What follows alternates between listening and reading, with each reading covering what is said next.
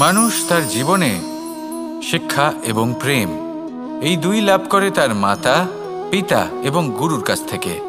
কিন্তু মানুষ সবথেকে বেশি ভালোবাসে নিজের মাতাকে, কারণ মাতা খুব নির্মল চিত্তে ভালোবাসে, শান্ত মনে আমাদের অন্তরে শক্তির সঞ্চার করে থাকেন, আমাদের উৎসাহ দেন, বলশালী করে তোলেন।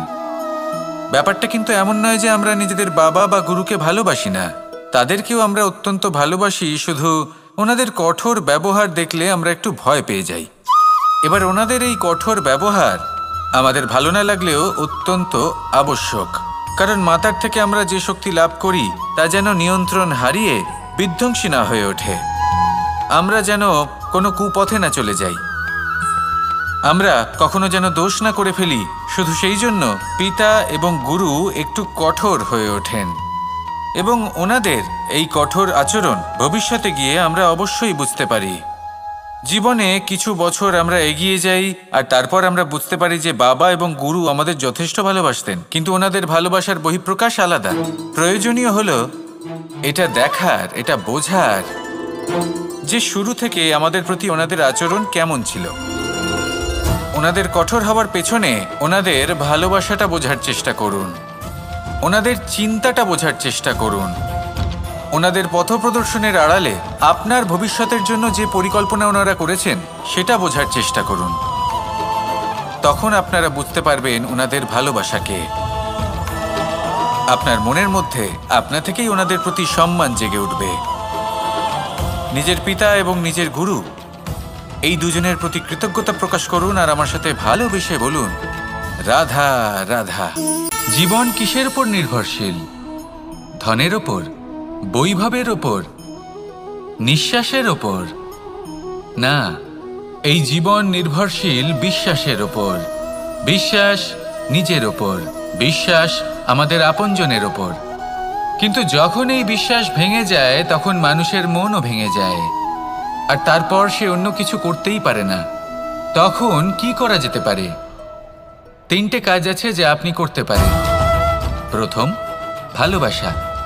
যাকে আপনি ভালোবাসেন, যারা আপনাকে ভালোবাসে, ভুল যারই হোক না কেন, তার কাছে ক্ষমা চাইতে কখনোই সংকোচ বোধ করবেন না। দ্বিতীয় হলো বিশ্বাস। যারা আপনাকে ভালোবাসেন, আপনাকে বিশ্বাস করেন, তাদের বিশ্বাস কখনো ভাঙবেন না। তৃতীয় হলো আশা। যারা আপনাকে ভালোবাসেন, আপনাকে বিশ্বাস করেন, তাদের আশা আপনার সাথে জড়িত, তাদের থেকে কখনো কিচ্ছু লুকোবেন না। এই 3টে কাজ করুন আর এই জীবন সুপ্রসন্ন হয়ে বলবে, রাধা রাধা। মানুষের জীবনে 2 ধরনের আবেগ থাকে যা চিরকাল তার সাথে বসবাস করে। প্রথম, স্বপ্ন। দ্বিতীয়, অজুহাত। মানুষ হাজার হাজার স্বপ্ন দেখতে পারে। আমাকে এই কাজ করতে হবে, আমাকে ওখানে ঘুরতে যেতে হবে, আমায় জীবনে এই অসম্ভব কাজ বাস্তবায়িত করে দেখাতে হবে, আদি ইত্যাদি। এবার ঠিক যেমন স্বপ্ন দেখেন সেইভাবে অজুহাতও খুঁজে নিয়ে আসেন।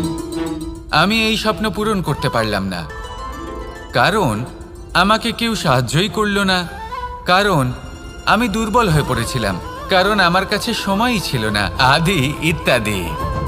এবার সাফল্য এবং অসফলতার মাঝখানে এই ধরনের সংঘর্ষ হতে থাকে।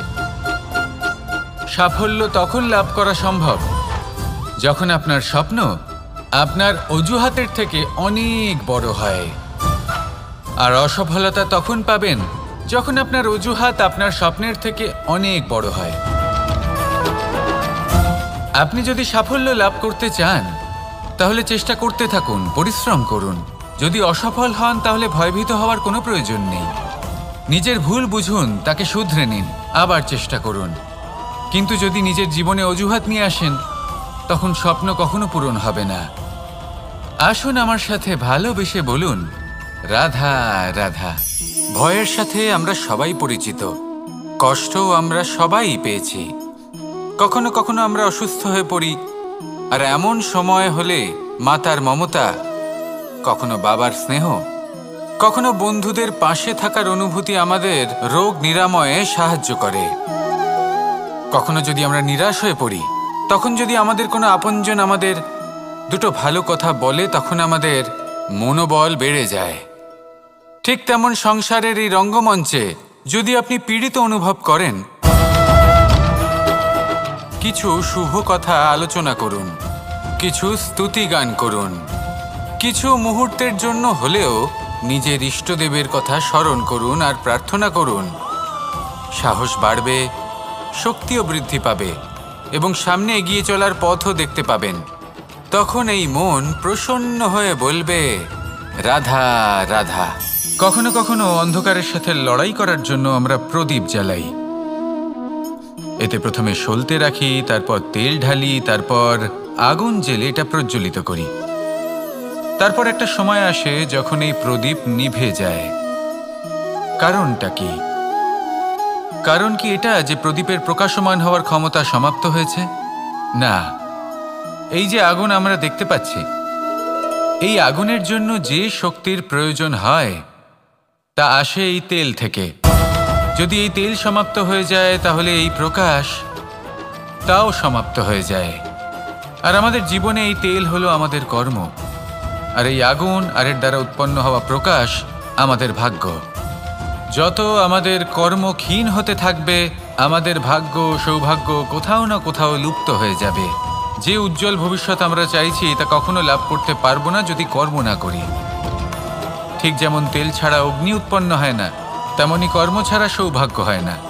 আর যেমন কর্ম তেমন ভাগ্য। তাই সবসময় কর্ম করতে থাকুন, কর্ম করা থামাবেন না। আর আমার সাথে ভালোবেসে বলুন, রাধা রাধা। জীবনে তিনটি বিষয় আছে, তিনটি বস্তু আছে, তারা যেন আপনাকে কখনো বশে না করে নিতে পারে। প্রথম হলো ধন।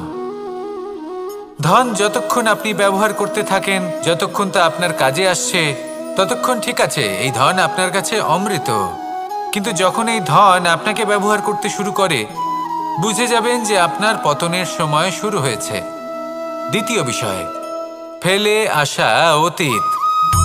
যাই করুন, আপনি অতীত পাল্টাতে পারবেন না, আর এই সত্যিটা আপনিও জানেন।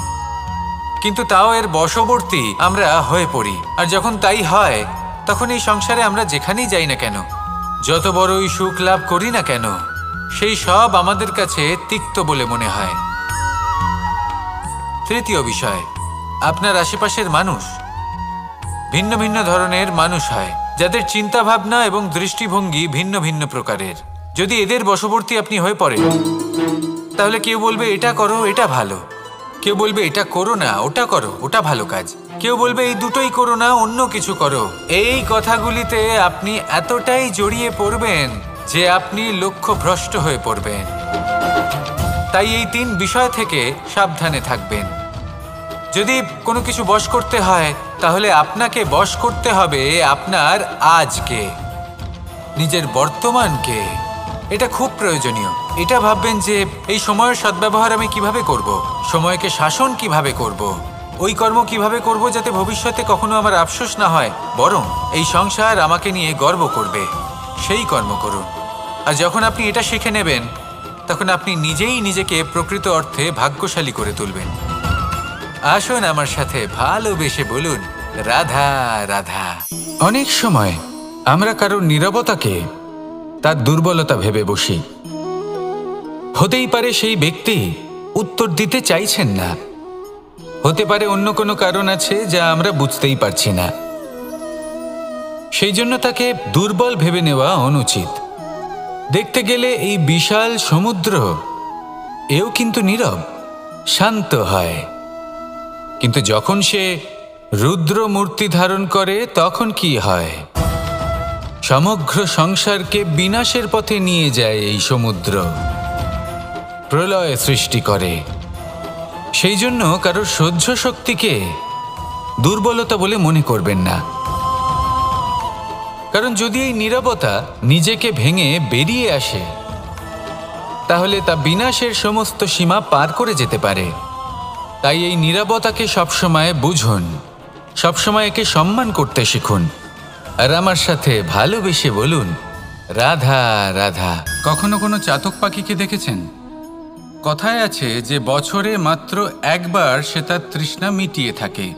আর তাও আকাশে ভেসে থাকা মেঘের দ্বারা ঘটানো বৃষ্টির জলের ফোঁটা থেকে। আর কোথাও থেকে সে তার তৃষ্ণা পূরণ করে না। সারা বছর সে নিদারুণ গরম সহ্য করে, তীব্র শীতও সহ্য করে, শুধু এই আশা নিয়ে যে বছরে একবার অন্তত সেই মেঘের ঘন ঘটা হবে, বৃষ্টি হবে, আর সে তার তৃষ্ণা নিবারণ করবে। এটা আসলে কি? এটা আসলে বিশ্বাস। সেই বিশ্বাস যে বছরে একবার সেই মেঘ আসবে তৃষ্ণা নিবারণ করতে। যেমন দেখুন, একটা সূর্যমুখী ফুল সারা রাত অন্ধকারের সাথে যুদ্ধ করে, কারণ তার বিশ্বাস যে ভোরবেলায় সূর্য তাকে অবশ্যই দর্শন দেবেন। সেটাও বিশ্বাস ছিল যার উপর ভরসা করে মনু একটা নৌকা নিয়ে বেরিয়ে পড়েছিলেন এবং সমস্ত সৃষ্টিকে প্রলয়ের হাত থেকে বাঁচিয়েছিলেন। সেটাও ছিল ভালোবাসার প্রতি বিশ্বাস যার উপর ভরসা করে বানর এবং ভাল্লুক সেনা নিয়ে শ্রীরাম আক্রমণ করেছিলেন সমস্ত বরদানপ্রাপ্ত অসুরগণ এবং রাক্ষসগণের লঙ্কায় এবং জয় লাভ করেছিলেন। এই বিশ্বাসই হলো এই বিশ্বের আশা। বিশ্বাস রাখুন যে আপনি হলেন সর্বশ্রেষ্ঠ এবং শুধুই নিজের কর্ম করতে থাকুন। এই বিশ্বাসের আশাই আপনাকে প্রতি মুহূর্তে বল প্রদান করবে। এ হলো আমার বিশ্বাস। আসুন আর আমার সাথে ভালোবেসে বলুন, রাধা রাধা। যোগাসন। যোগাসনে আসন অত্যন্ত গুরুত্বপূর্ণ। এবার আমি বলবো সবথেকে শ্রেষ্ঠ আসন কোনটি। আশ্বাস। নিজেকে আশ্বস্ত করতে থাকুন যে আমি আছি, সব ঠিক হবে, যা হচ্ছে ভালোর জন্য হচ্ছে। এই আশ্বাস আপনাকে জীবনে এমন ধন্যাত্মক বিশ্বাস দেবে যে আপনি বড় বড় সমস্যার সমাধান করতে পারবেন। এবার যদি কথা বলি সবথেকে কঠিন সময়ের, তাহলে সেটা হলো বিচ্ছেদের। যা মা সীতাকে সহ্য করতে হয়েছে শ্রীরামের জন্য, রাধা কৃষ্ণকেও সহ্য করতে হয়েছে। যে ব্যক্তি বিচ্ছেদের সময় সঠিক পথে চলে এসেছে সে জীবনে অনেক শ্রেষ্ঠ স্থানে অবশ্যই পৌঁছতে পারবে। এবার যদি কথা বলি সবথেকে জরুরি এবং গুরুত্বপূর্ণ সময়ের, তাহলে সেটা হলো সংযোগ। সকলকে সাহায্য করতে থাকুন। আপনি অন্যদের সাহায্য করে তাদের যত আনন্দ দিতে পারবেন ততটাই আনন্দ আপনারও জীবনে অবশ্যই আসবে। আসুন আর আমার সাথে ভালোবেসে বলুন, রাধা রাধা। সংসারে সকলে উঁচুতে উঠতে চায়, কেউ নত হতে চায় না। সবাই এটা মনে করে যে নত হওয়ার অর্থ হলো তাদের আত্মসম্মান এবং অহংবোধের বিরুদ্ধাচরণ করা। তাদের মনে হয় যে যদি আমরা নত হই সংসার আমাদের দুর্বল মনে করবে, তাদের শৌর্য এবং তাদের ব্যক্তিত্বের অপমান হবে। কিন্তু এটা কি সত্যি? প্রত্যেকবার নত হওয়ার অর্থ কি সম্মানহানি হওয়া? কখনোই নয়। আপনি নিজের জীবনকেই দেখে নিন। আপনার কোনো অমূল্য জিনিস যদি নিচে পড়ে যায় তাহলে তাকে কিভাবে তোলেন? সেই বস্তুকে তোলার জন্য আপনাকে নত হতেই হবে। আপনি বড়দের আশীর্বাদ কিভাবে লাভ করেন? আপনি নত হয়ে তবেই তাদের আশীর্বাদ লাভ করতে পারেন, তাই না? ভেবে দেখুন, আপনি একটা পথে হাঁটছেন, আপনি দেখতে চাইছেন যে আপনি সঠিক পথে হাঁটছেন কিনা, পায়ের নিচে কাঁটা পড়ে আছে কিনা। কিভাবে দেখবেন? আপনাকে সেই মাথা নত করেই দেখতে হবে। এর অর্থ কি? অর্থ খুব সহজ। প্রত্যেকবার নত হওয়া অনুচিত নয়, সেটা কোনোভাবেই সম্মানহানি নয়। পরিস্থিতি অনুসারে এবং যেখানে প্রয়োজন আপনি নত হতে শিখে গেলে আপনি অনেক কিছুই লাভ করতে পারবেন। জ্ঞান, মান, গুণ, বিশ্বাস। সেই জন্য প্রয়োজন এবং পরিস্থিতি অনুসারে নত হতে শিখুন। এতে অনুচিত কিছুই নেই। আত্মসম্মান থাকা অত্যন্ত প্রয়োজনীয়, কিন্তু তা যেন কখনো অহংকারে পরিণত না হয়। এই বিষয়ে অবশ্যই নজর রাখবেন এবং আমার সাথে ভালোবেসে বলবেন, রাধা রাধা। আমাদের জীবনে অনেক ধরনের ব্যক্তি এসে থাকেন। কেউ কেউ আমাদের সাথে থেকে যান, কেউ আমাদের থেকে দূরে চলে যান। কেউ ভালো মানুষ হন, কেউ খারাপ মানুষ। কিন্তু আমরা সবসময় সেই সময়টাকে নিয়ে দুঃখ প্রকাশ করি যখন আমাদের জীবনে কোনো খারাপ ব্যক্তি প্রবেশ করেন। তারা আমাদের খারাপ অনুভূতি দেন, দুঃখ দেন, কষ্ট দেন। আমরা সবাই তাকে ভালো মন্দ কথা বলি। কিন্তু কেন? এমন বিভিন্ন ধরনের মানুষ, খারাপ মানুষ, ভালো মানুষ সবার জীবনেই আসেন এবং সকলকেই একটা অমূল্য শিক্ষা দান করে যান। এবার আপনি নিজেই ভেবে দেখুন, জীবনে যখন প্রথমবার আপনি আগুন স্পর্শ করেছিলেন তখন আপনি একটা শিক্ষা লাভ করেছিলেন যে আমাকে আগুনের থেকে একটু দূরে থাকতে হবে। তারপর আস্তে আস্তে আপনি শিখলেন যে কিভাবে এই আগুনকে নিয়ন্ত্রণে রাখতে হবে। তারপর আপনি শিখলেন যে কিভাবে নিজের জীবনে তাকে প্রয়োগ করতে হবে, তা সে অন্ধকারে প্রকাশ লাভ করার জন্য হোক বা খাবার বানানোর জন্য। সেইভাবেই কোনো খারাপ ব্যক্তি যখন আপনার জীবনে আসে কোনো শিক্ষা দিয়ে যান, তার প্রতি কৃতজ্ঞ থাকুন। তার বিষয় খারাপ ভাবার বা খারাপ অনুভূতি নিয়ে থাকার কোনো প্রয়োজন নেই। সেই শিক্ষা লাভ করুন, ইতিবাচক মনোভাব নিয়ে জীবনের সামনে এগোতে থাকুন। কেউ নেই যিনি আপনাকে বাধা দিতে পারেন। আসুন আমার সাথে ভালোবেসে বলুন, রাধা রাধা। অনেক সময় আমরা জীবনে অনেক মানুষকে এমন বলতে শুনে থাকি যে আমি অসফল হয়েছি কারণ আমার সময় ভালো যাচ্ছিল না।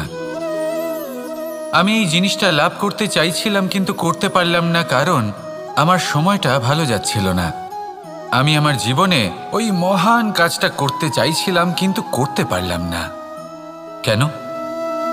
কারণ আমার সময়টা ভালো যাচ্ছিল না। কিন্তু যে মুহূর্তে ভালো সময় আমার জীবনে আসবে আমি সব কিছু প্রাপ্ত করব। এমন প্রায় প্রত্যেকেই বলেন। আসুন একটা কথা বোঝা যাক। একজন মালিকে দেখুন, সে প্রত্যেক দিন গাছের সেবা করে, তাকে জল দেয়, তার যত্ন আত্তি করে। কেন? প্রত্যেক দিন সেই গাছ ফল দেয় না।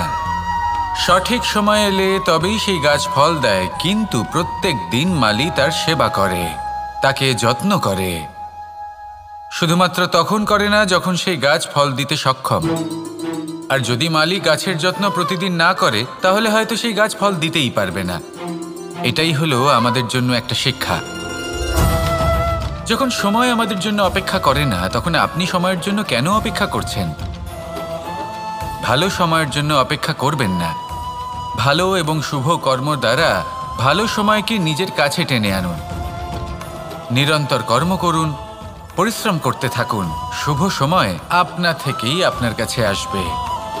আসুন আমার সাথে ভালোবেসে বলুন, রাধা রাধা। জীবনে এমন কিছু কাজ রয়েছে যা আমাদের কখনোই করা উচিত নয়, যেমন আশা করা। যদি আপনি আশা করেন আর আপনার আশা পূর্ণ না হয় আপনি খুবই কষ্ট পাবেন। এবার আপনি যদি প্রতীক্ষা করেন, করতেই থাকেন, আর সেই ব্যক্তি যদি না আসে তাহলেও খুব কষ্ট পাবেন। আর হলো তুলনা।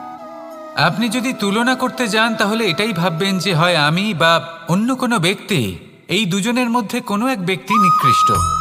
আর এই ভাবনাটাই হলো অনুচিত।